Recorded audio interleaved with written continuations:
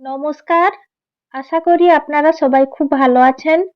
Cooking and my village চ্যানেলে আবারও একটি নতুন পর্বে আপনাদের সবাইকে স্বাগত জানাই। আজকে আবারও নতুন নিরামিষ রান্নার ভিডিও নিয়ে আপনাদের সামনে চলে এসেছি। আপনারা ভিডিওটি অবশ্যই শেষ পর্যন্ত দেখতে থাকুন। আশা করি রান্নার ভিডিওটি আপনাদের ভালো লাগবে। আর আমার রান্নার ভিডিওগুলি যদি আপনাদের ভালো লেগে থাকে তাহলে সাবস্ক্রাইব করে পাশে থাকার অনুরোধ রইল। আজকে আটার তৈরি গরম গরম লুচি আর পটলের নিরামিষ রান্না করব। আর তার জন্য পটলগুলোকে এইভাবে হালকা খোসা ছাড়িয়ে পাতলা পাতলা করে কেটে ভালো করে ধুয়ে নিয়েছি। পটলগুলোকে খোসা ছাড়িয়ে গোটা অবস্থাতেও এই রান্নাটা করা যেতে পারে, তবে আজকে আমি পটলগুলোকে এইভাবে ছোট ছোট করে কেটে নিয়েছি। আর যেহেতু নিরামিষ রান্না করব তাই আমি কিছুটা আলু ব্যবহার করছি। আলুগুলোকে ডুমো ডুমো করে কেটে নিয়েছি। আপনারা চাইলে এই রান্নাতে আলু নাও ব্যবহার করতে পারেন, তাতে কোনো অসুবিধা নাই। প্রথমে আমি অল্প লবণ ও হলুদ দিয়ে পটলগুলোকে ভেজে নেব। আর পটল ভাজার জন্য কড়াইতে দিয়ে দিলাম পরিমাণ মতো সরষের তেল। তেল বেশ ভালো করে গরম করে নিয়েছি। এই পর্যায়ে কেটে ধুয়ে রাখা পটলগুলোকে আমি তেলের মধ্যে দিয়ে দিচ্ছি।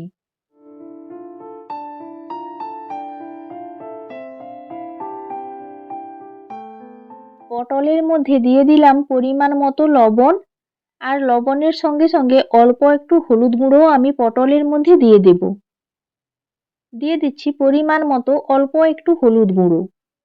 এবার বেশ ভালো করে নাড়াচাড়া করে লবণ হলুদ সব পটলের সঙ্গে ভালো করে মিশিয়ে নিচ্ছি।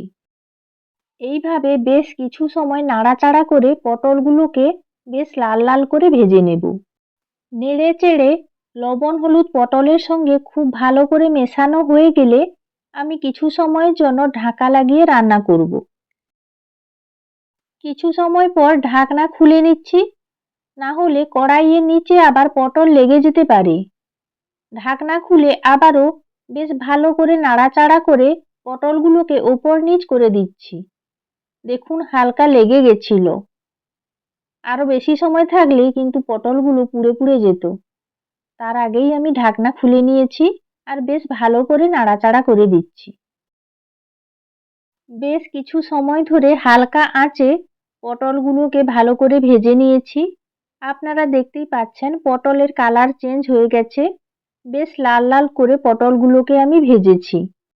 এই পর্যায়ে পটলগুলোকে আমি তুলে নিচ্ছি। এবার পটল ভাজা কড়াইতে দিয়ে দিচ্ছি আবারও কিছুটা সরষের তেল। এবার আমি আলুগুলোকেও একইভাবে ভেজে নেব। তেল গরম হয়ে গেছে।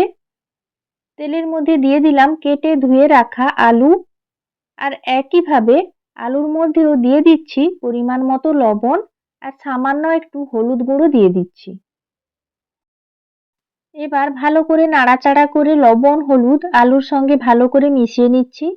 আর বেশ কিছু সময় ধরে আলুগুলোকেও লাল লাল করে আমি ভেজে নেব। কিছু সময় পর আপনারা দেখতেই পাচ্ছেন আলুগুলো ভাজা ভাজা হয়ে এসেছে আর কালারও চেঞ্জ হয়ে গেছে, লাল লাল হয়েছে। এবার তুলে নিচ্ছি। এবার নিরামিষ পটল পোস্ত রান্নার জন্য কড়াইতে দিয়ে দিয়েছি পরিমাণ মতো সরষের তেল। আর তেল গরম হয়ে যাওয়ার পর দিয়ে দিয়েছি কয়েকটা শুকনো লঙ্কা আর কালো জিরে ফোড়ন। আর তেলের মধ্যে 1 চিমটে হলুদ গুঁড়ো দিচ্ছি। যেহেতু পোস্ত রান্না করব তাই অল্প পরিমাণে হলুদ গুঁড়ো ব্যবহার করলাম। ফোড়ন খুব ভালোভাবে ভাজা হয়ে গেছে। আর তেলের মধ্যে হলুদ দিয়েছি, হলুদের কাঁচা গন্ধটাও খুব ভালোভাবে চলে গেছে। এই পর্যায়ে তেলের মধ্যে আমি দিয়ে দিলাম আদা বাটা, দিয়ে দিচ্ছি কয়েকটা কাঁচা লঙ্কা চেরা, আর দিয়ে দেব একটা টমেটো। টমেটোটাকে সরু সরু করে একদম পাতলা করে কুচি করে নিয়েছি। তেলের মধ্যে দিয়ে বেশ ভালো করে নাড়াচাড়া করে কষিয়ে নিচ্ছি।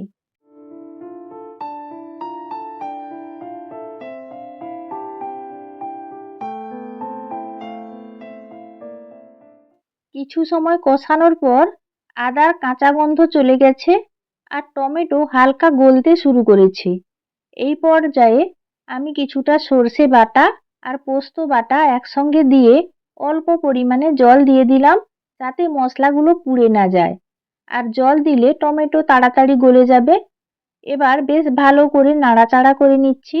আর যত সময় পর্যন্ত না তেল ছাড়বে তত সময় আমি মশলা কষাতে থাকবো। এই পর্যায়ে মশলার মধ্যে দিয়ে দিচ্ছি পরিমাণ মতো লবণ আর অল্প কিছুটা চিনি দিচ্ছি। পোস্ত রান্নাতে হালকা চিনি দিলে খেতে ভালো লাগে। আবারও বেশ ভালো করে নাড়াচাড়া করে দিচ্ছি, তাহলে লবণ ও চিনি মশলার সঙ্গে ভালোভাবে মিশে যাবে। আপনারা অনেকেই পোস্ত রান্নাতে হলুদ গুঁড়ো ব্যবহার করেন না। আমিও অনেক সময় হলুদ গুঁড়ো ব্যবহার করি না, তবে আজকে আমি অল্প পরিমাণে হলুদ গুঁড়ো ব্যবহার করেছি। পোস্ত রান্না করব, তাও অল্প হলুদ গুঁড়ো দিয়েছি। টমেটো দেখতেই পাচ্ছেন খুব ভালোভাবে গলে গেছে আর মশলা থেকে ধীরে ধীরে তেল ছাড়তে শুরু করেছে।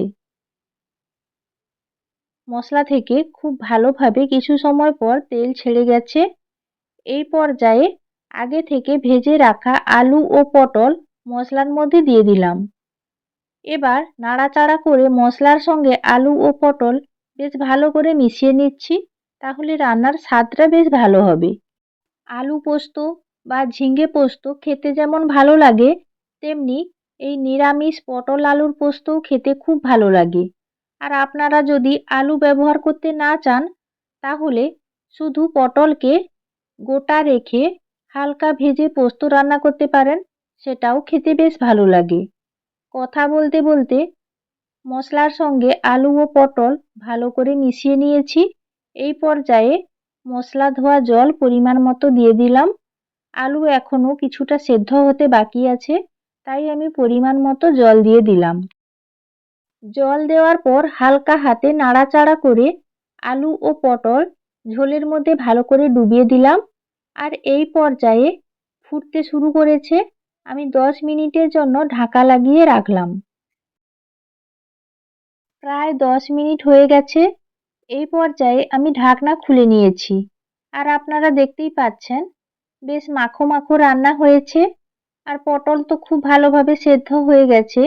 প্রথমে আমি তেলে ভেজে নিয়েছিলাম, আর আলুগুলো যেটুকু সেদ্ধ হতে বাকি ছিল খুব ভালোভাবে সেদ্ধ হয়ে গেছে। তৈরি হয়ে গেছে নিরামিষ পটল পোস্ত। এই পর্যায়ে আমি নামিয়ে নিচ্ছি। আপনারাও বাড়িতে এইভাবে পটল পোস্ত রান্না করুন, খেতে খুব ভালো লাগে। আর নিরামিষের দিনগুলোতে এইভাবে পটল পোস্ত থাকলে রুটি, পরোটা, ভাত সব কিছুর সঙ্গেই এই পটল পোস্ত খাওয়া যায়। আপনারাও এইভাবে রান্না করুন।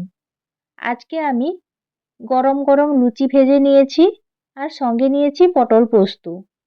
এই লুচি কিন্তু আজকে আমি ময়দা দিয়ে তৈরি করিনি, আটার লুচি আর গরম গরম পটল পোস্ত। লুচির সঙ্গে পটল পোস্ত খেতে তো দুর্দান্ত লাগবে। আর দেখে তো জিভে জল চলে আসছে, লোভ সামলানো যাচ্ছে না। আর সামনেই তো দুর্গাপুজো, লক্ষ্মী পুজো রয়েছে।